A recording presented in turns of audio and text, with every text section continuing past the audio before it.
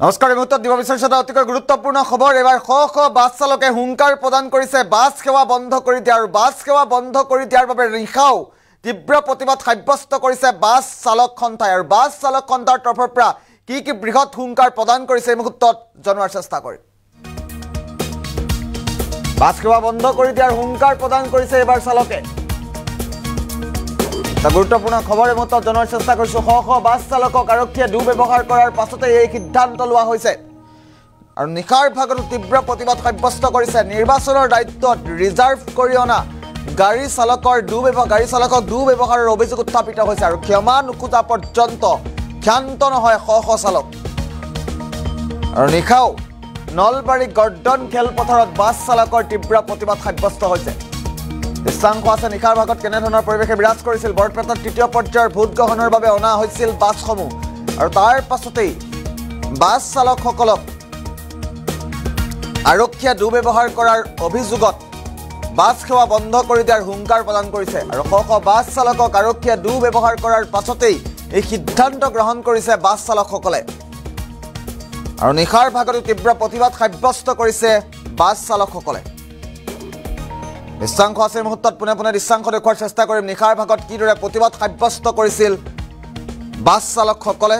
আৰু কি হুংকাৰ প্ৰদান কৰিছে আমি এই মুহূৰ্তত দৃশ্যাংশ দেখুৱাইছোঁ এয়া নলবাৰীৰ গৰ্ডন খেলপথাৰৰ দৃশ্যাংশ নিশাৰ ভাগতো এইদৰেই শ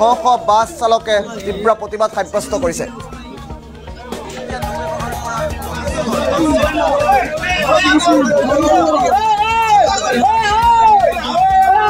তীব্ৰ প্ৰতিবাদ সাব্যস্ত হৈছে সমগ্ৰ বিষয় সন্দৰ্ভত বাছ চালকৰ মন্তব্য আছে আমি মুহূৰ্তত পুনে মন্তব্য শুনাইছোঁ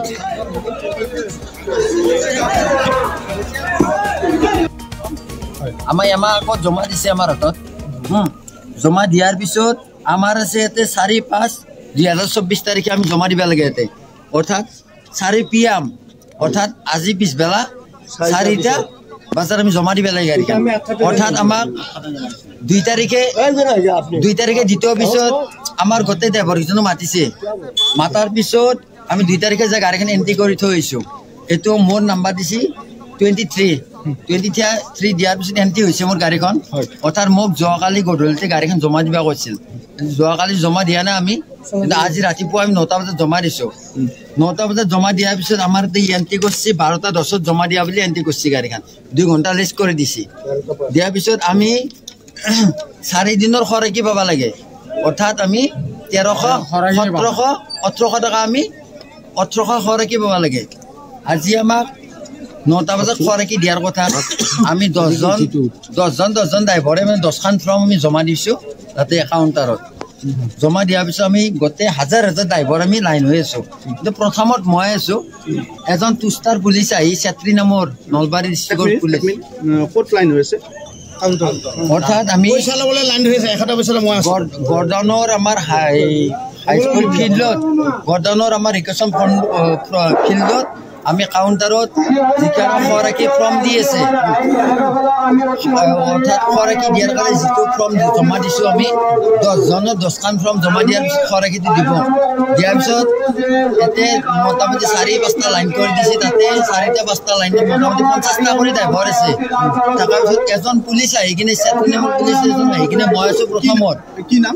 চেত্ৰী কোন থানা এইটো কোন থানাৰ আমি নাজানো ধৰক কিছুমান ধুবুৰীৰ আছে কিছুমান নলবাৰীৰ আছে কিছুমান গুৱাহাটীৰ পুলিচ আছে ধুবুৰীৰ আছে খবৰ আছে কোন জেগা সেইটো কোন জেগা নাজানো তেখেত চেত্ৰী হয় তেখেতে আহি কিনে আমাৰ মই অৰ্থাৎ কাউণ্টাৰৰ একদম প্ৰথমত আছোঁ মই থকাৰ পিছত তেখেতে মোৰ এনেকৈ মানে এনেকৈ চলাটো ধৰিছে ধৰি আমি এনে কিনে এনেকৈ ধৰিছে ধৰি কিনে এনেকৈ 3 গল্টি মাৰি পিছতে মই আছোঁ গুলিয়াই মাৰিম বুলি কৈছে আৰু কৈছে কি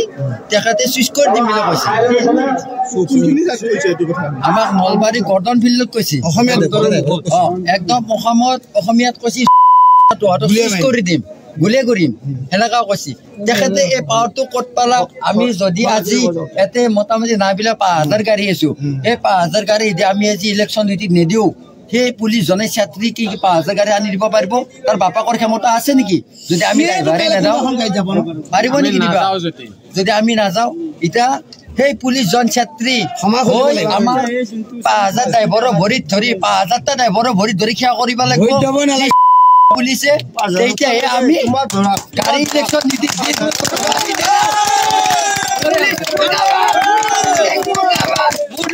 মুৰ্দাবাদ